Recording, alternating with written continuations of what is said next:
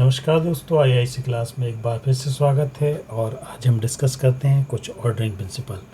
हालांकि इसके ऊपर मैं पहले भी एक वीडियो बना चुका हूं जिसमें ये सारी चीज़ों की मैं बात कर चुका हूं, ठीक है। लेकिन फिर भी जैसा कि आपको और इसके ऊपर डिस्कस कर लेते हैं, ठीक है। तो यहाँ एक्सिस की बात है कि एक्सिस क्या है। तो एक्सिस को आप यूँ कह सकते हैं कि एक लाइन है, ठीक है। Line established by 2 point in space, ठीक है। तो ये क्या है, कोई भी स्पेस है या कुछ भी चीज़ है, उस स्पेस में 2 पॉइंट्स को मिलाने वाली एक ऐसी लाइन है, ठीक है, जो कि उस होल कंपोजिशन के कहना चाहिए फॉर्म को और स्पेसेस को, है ना, क्या अरेंज करती है एक बैलेंस मैनर में या सिमेट्रिकल मैनर में, ठीक है। कि मान लीजिए ये 2 पॉइंट थे, ये 2 पॉइंट को मिलाने वाली एक रेखा है जो कि इस एरिया में, इस कंपोजिशन में जो भी अरेंजमेंट है उसको सिमेट्रिकली या बैलेंस करती है, ठीक है, और बैलेंस में अरेंज करती है, ठीक है, इस टाइप से। तो ये जो लाइन है बीच वाली, ये आपकी उस कंपोजिशन के लिए एक्सिस कहलाएगी, ठीक है। तो जब भी हम बात करें तो ये कंपोजिशन की बात करें, कंपोजिशन में एक्सिस क्या है, a line established by 2 point in space, ठीक है। अबाउट, इसको आगे भी हम कह सकते हैं, about which form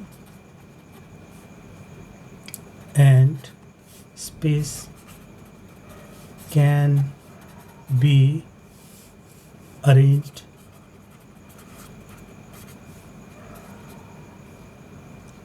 in a symmetrical और बैलेंस्ड मैनर, ठीक है। मेरे ख्याल से आपको क्लियर हो गया होगा। अब कोई भी कंपोजिशन होगा तो उसकी सेंटर वाली जो लाइन, जो ऐसी लाइन जो कि पूरे कंपोजिशन को 2 पार्ट में डिवाइड करती है और ऐसा डिवाइड करती है कि वो कंपोजिशन का बैलेंस हो जाता है या वहाँ से बैलेंस दिखाई देता है, ठीक है। तो ये हमारी हो गई एक्सिस की बात। इसके बाद इसी में जो हमने सिमेट्री की बात करी कि यदि सिमेट्री की बात करें, ठीक है, दूसरा जो हमारा कहना चाहिए ऑर्डरिंग प्रिंसिपल है, सिमेट्री है। तो सिमेट्री को हम कैसे समझ सकते हैं, the balanced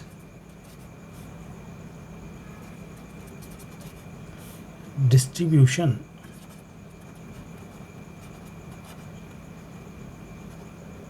and arrangement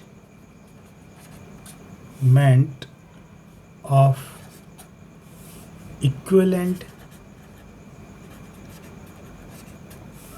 form and spaces on opposite side of a dividing line और प्लेन और अबाउट ए सेंटर और एक्सिस, ठीक है। मेरे ख्याल से आप समझ ही गए होंगे कि यदि ये एक एक्सिस है, ठीक है, अब हम क्या है कि दोनों साइड आपने इक्विवेलेंट फॉर्म और स्पेस को अरेंज किया है, ठीक है। तो आप इसको सिमेट्री कह सकते हैं, ठीक है। अब ये सिमेट्री में मतलब कि ये जो है इसका सेंटर पार्ट है या जो एक्सिस है, इसके दोनों साइड में यदि इक्वल बैलेंस होता है, डिस्ट्रीब्यूशन जो है, अरेंजमेंट है, जो कहना चाहिए विजुअल एलिमेंट का अरेंजमेंट जो है इक्वली होता है, तो उसे आप सिमेट्री कहते हैं। ठीक है, अब ये इक्वलेंट मतलब कंपोजिशन इक्वलेंट डिस्ट्रीब्यूशन कैसे हो सकता है? या तो कोई एक्सेस हो तो दोनों एक्सेस के दोनों साइड में बराबर बराबर हो, ठीक है, या फिर हो सकता है कि कोई सेंटर से चारों साइड में बराबर बराबर हो। ठीक है, तो ये डिपेंड करता है कि मतलब जो भी कंपोजिशन है उसमें वो क्या करेगा, विजुअल एलिमेंट का इक्वल डिस्ट्रीब्यूशन करेगा। ठीक है, तो ये आपको क्या सिमेट्री कहलाएगी। मेरे ख्याल से समझ पा रहे होंगे आप। ठीक है, चूँकि अब हम बात करते हैं हायरार्की की, और फिर हम बात करेंगे रिदम की, उसके बाद हम बात करेंगे डेटम की। ठीक है, तो हम बात करें हायरार्की। ठीक है, हायरार्की। ठीक है, जब हायरार्की की बात करें तो हायरार्की को ऐसे समझा सकता है, the articulation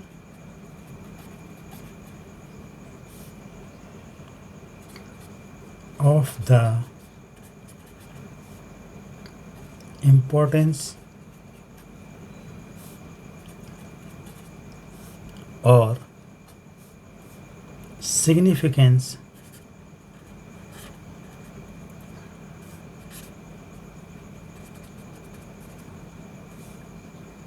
of a form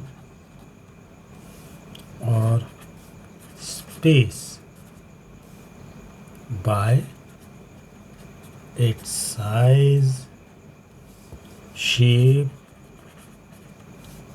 or placement relative to other form and space, relative to the other form and spaces of the organization। ठीक है, तो यहाँ क्या कह रहा है ये hierarchy, the articulation of the importance और सिग्निफिकेंस ऑफ ए फॉर्म और space by its size, shape और placement relative to the other form and space of organization. ठीक है, तो यहाँ पर हम क्या है कि हायरार्की कैसे शो करते हैं। हायरार्की यदि आप देखें कि यदि मान लीजिए हम किसी प्रकार से हायरार्की को शो कर सकते हैं। मान लीजिए यहाँ सब एक जैसे शेप बने हुए हैं। ठीक है, तो हम यदि चाहें तो हायरार्की शेप से भी हम क्रिएट कर सकते हैं। ठीक है, मान लीजिए ये सब एक जैसे बने थे और यहाँ पर मैंने एक सर्कल कर दिया, तो आपको ऑटोमेटिकली लगेगा कि ये इसका जो इम्पोर्टेंस है अलग हो जाएगा। ठीक है, तो ऐसे हम इसको हायरार्की को शो कर सकते हैं अपनी कंपोजिशन में। ठीक है, और मतलब ये क्या है, शेप के द्वारा हमने करा कि इसको क्या है कि ये सबसे अलग कैसे कर दिया, इसका शेप चेंज कर दिया, तो ये बाकी के अदर रिलेटिव जो एलिमेंट है उनसे ये डिफरेंट हो गया। ठीक है, तो अब यदि कभी कोई इस चीज़ के ऊपर ध्यान देगा, इस कंपोजिशन के ऊपर ध्यान देगा, तो उसकी पहले नज़र इस वाले पॉइंट पर जाएगी कि ये थोड़ी डिफरेंट टाइप की है। ठीक है, तो पहले आदमी इसके कांटेक्ट में आएगा, देन अदर के आएगा। ठीक है, तो हमने हायरार्की में इसकी हायरार्की हमने अलग कर दी। ठीक है, कि इसको बेस्ट बता दिए। ठीक है, अब यदि ये हम यहाँ क्या है, यहाँ ये बोल रहा है कि भाई यहाँ आप शेप, ठीक है, साइज से भी क्रिएट कर सकते हो कि ये सारे मान लीजिए तीनों बराबर थे और यहाँ साइज का अलग था। ठीक है, ऐसा भी हो सकता है, या उल्टा भी हो सकता है कि ये सब बराबर थे साइज में, अचानक ये छोटा हो गया। ठीक है, तो ऐसे भी ये हायरार्की शो हो सकती है। ठीक है, तो इस टाइप से ये कंपोजिशन में जैसे कोई एक अलग एलिमेंट ये जो है, या तो उसका साइज़ छोटा हो गया हो या साइज़ बड़ा करके भी हम उसमें हायरार्की शो कर सकते हैं। ठीक है, और हम क्या कर सकते हैं, कलर से भी कर सकते हैं, और क्या कर सकते हैं, हम चीज़ों के प्लेसमेंट से भी हम हायरार्की दिखा सकते हैं। ठीक है, तो ये हायरार्की होती है। और समझते हैं हम कि रिदम क्या होता है। ठीक है। तो हम बात करेंगे रिदम की। ठीक है, हालांकि रिदम की कई बार बात हो चुकी है। ठीक है, फिर ही हम बात कर लेते हैं। A unifying movement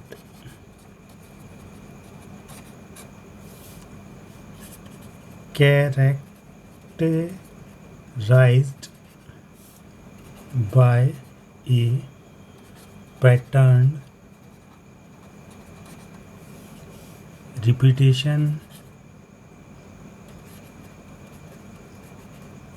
or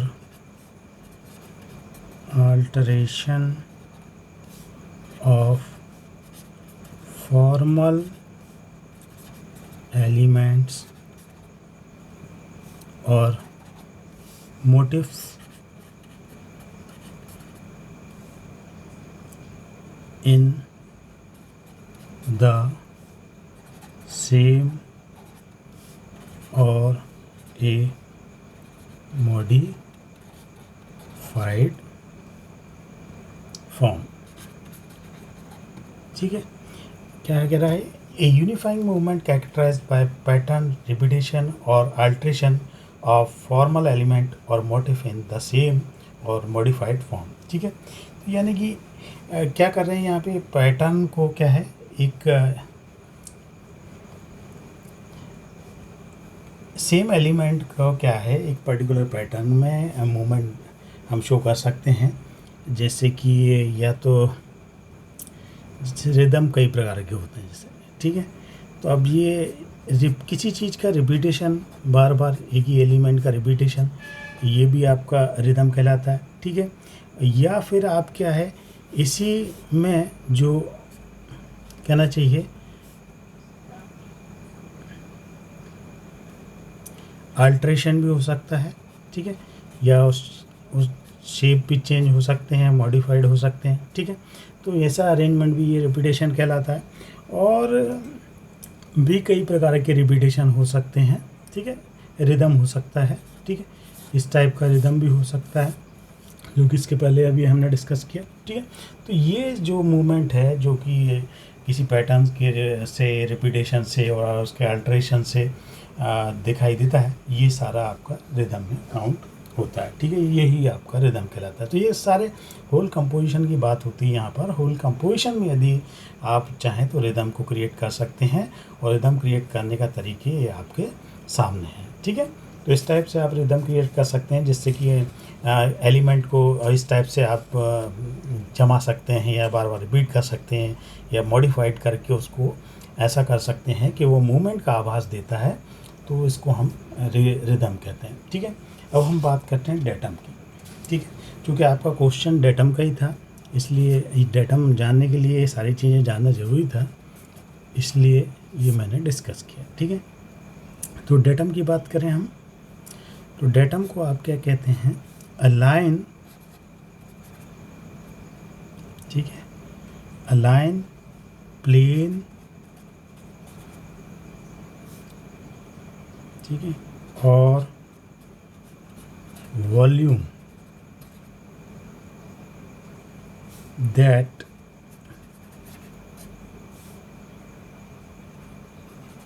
by its continuity and regularity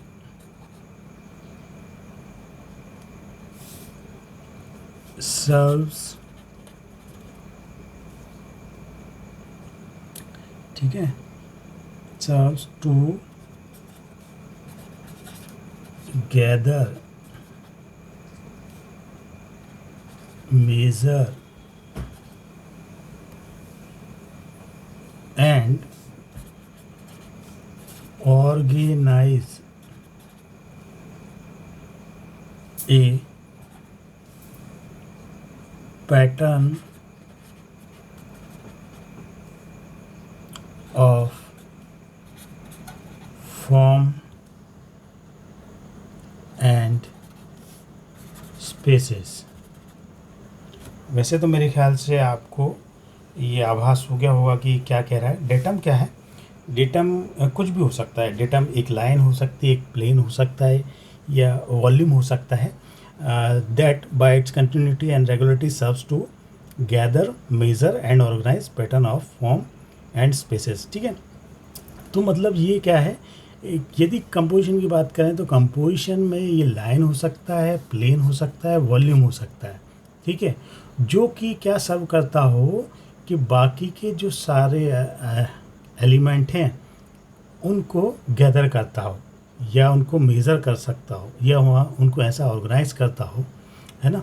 ठीक है, तो कैसे कि ये लाइन, प्लेन, वॉल्यूम हो सकता है, लेकिन कैसा कि उसकी कंटिन्यूटी हो और रेगुलरिटी हो, और जो कि सर्व करे उन सारी चीज़ों को गैदर करने के लिए, मेज़र करने के लिए, या ऑर्गेनाइज करने के लिए। ठीक है, तो जैसे आप ऐसा समझ सकते हैं कि मान लीजिए एक कोई कॉलोनी है। ठीक है, ऐसे बहुत सारे घर बने हुए हैं कुछ। ठीक है, ऐसे ऐसे कहीं भी, जहाँ भी। ठीक है, लेकिन क्या है कि इसमें एक ऐसी लाइन, जी मान लीजिए ये लाइन ऐसी गई और यूँ निकल गई। ठीक है, और ये हमने ऐसी ये रोड बना दी। ठीक है, अब ये जो रोड बनाई है हमने, ये रोड क्या करती है, ये रोड के कारण क्या है, बाकी के सारे एलिमेंट, ये जो सारे एलिमेंट बने, ये सर्कल वर्कल जो बनाए मैंने, ये सारे एलिमेंट उस रोड के कारण सारे गैदर होते हैं एक जगह पर, कि इससे, इस लाइन से, इस रोड से हम बता सकते हैं या मेज़र कर सकते हैं कि ये सारी चीज़ों की पोजीशन क्या है। ठीक है, तो ये क्या है, ये एक ऐसी लाइन बन गई है। ठीक है, एक कंटिन्यूटी वाली लाइन बन गई है जो रेगुलरिटी में चल रही है, और जो कि सर्व कर रही है, कैसे, क्या सर्व कर रही है, इन सारे एलिमेंट को एक साथ गैदर कर रही है। ठीक है, या इनको आप मेज़र भी कर सकते हैं, या इन सब को ये लाइन के कारण ये ऐसा लग रहा है कि ये ऑर्गेनाइज करा है बाकी सारी चीज़ों को। ठीक है, और organize a pattern of form and spaces, तो ये सारे फॉर्म और स्पेसेस को एक पैटर्न में ऑर्गेनाइज कर रही है। ठीक है, तो ये कोई भी चीज़ हो सकती है। अभी यहाँ पर क्या है कि मान लीजिए कॉलोनी में एक रोड क्या है, एक डेटम का काम करता है। ठीक है, अब कई और दूसरी जगह पे हो सकता है कि कोई ऐसा प्लेन बना हो, जैसे ताजमहल की हम एक उदाहरण लें। ताजमहल का देखा होगा, एक प्लेटफॉर्म है जिसके ऊपर की सारी मीनार्स हैं। ठीक है, और जो भी है। ठीक है, तो मैं यहाँ पे ये कहना चाह रहा हूँ कि प्लेन की बात करें तो जब ये ताजमहल को हम देखते हैं तो यहाँ पर ये जो प्लेटफॉर्म दिखता है इसका, ठीक है, ये इस कंपोजिशन के लिए ये प्लेन जो है आपका डेटम कहलाता है। क्यों? क्योंकि इस प्लेन के कारण ही ये सारे ऑर्गेनाइज वे में दिखते हैं, और ये सारे एक गैदर होते हैं। ठीक है, एक पर्टिकुलर पैटर्न और जो फॉर्म है उस और स्पेस है, उस एलिमेंट से आप सारी चीज़ें इकट्ठी कर सकते हैं, उससे मेज़र कर सकते हैं, और ऐसा लगता है उसी के कारण उसी से ऑर्गेनाइज की गई हैं। ठीक है, तो यहाँ पे ये प्लेन क्या है, डेटम का काम करता है, जो कि सारी चीज़ों को, सारे एलिमेंट को इकट्ठा करता है, और वहीं से उसी के, यदि अपन इस एलिमेंट को हटा दें तो ये सारे सेग्रीगेट हो जाएंगे, स्कैटर्ड हो जाएंगे। ठीक है, तो ये यदि आप, मेरे ख्याल से ये यदि पूरा सेंटेंस पढ़ेंगे तो आपको ये सारी चीज़ें समझ में आएंगी कि क्या है डेटम। एक लाइन है, एक प्लेन है, और एक वॉल्यूम है, जो कि अपनी निरंतरता और रेगुलरिटी से, ठीक है, सर्व करता है उस कंपोजिशन को। क्या का सर्व करता है? Serve to gather, measure and organize. ठीक है, a pattern of form and spaces. ठीक, मेरे ख्याल से आप समझ पा रहे होंगे कि क्या होता है डेटम। ठीक है, तो ये होता है आपका डेटम, और डेटम के बाद हम बात करते हैं ट्रांसफॉर्मेशन की। ठीक है, अब हम बात करें ट्रांसफॉर्मेशन की। ठीक है, ट्रांसफॉर्मेशन। ठीक है, ये जो भी बात करें हम, ये सारे कंपोजिशन की बात करें, जनरली ये ऑर्डरिंग प्रिंसिपल क्या है कि जो हम कहना चाहिए कि बिल्डिंग आर्किटेक्चर की बात करते हैं तो उसमें ये सारे प्रिंसिपल लगा के और हम वो सारी चीज़ों का कंपोजिशन करते हैं। ठीक है, तो यहाँ ट्रांसफॉर्मेशन की बात करें तो ट्रांसफॉर्मेशन के लिए देखिए क्या है, पहले जो लिखा है उसे समझने की कोशिश करें। The principle that an architectural concept, structure or organization can be altered through a series of discrete manipulation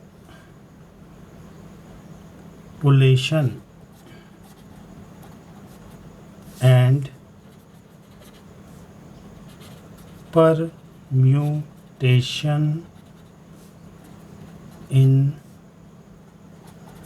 response to a specific context or set of condition without a loss of identity और concept. ठीक है, मेरे ख्याल से ये आप जैसे ही पढ़ेंगे इसको तो आपको इजीली समझ में आ जाएगा। तो ट्रांसफॉर्मेशन में भी यही है। ठीक है, क्या हम जो भी कहना चाहिए कि the principle that an architectural concept, structure और organization can be altered through a series of discrete manipulation and permutation in response to a specific context or set of conditions without a loss of identity। ठीक है, तो मतलब क्या है कि यदि इसको इजी करके मैं बताऊं आपको तो क्या है कि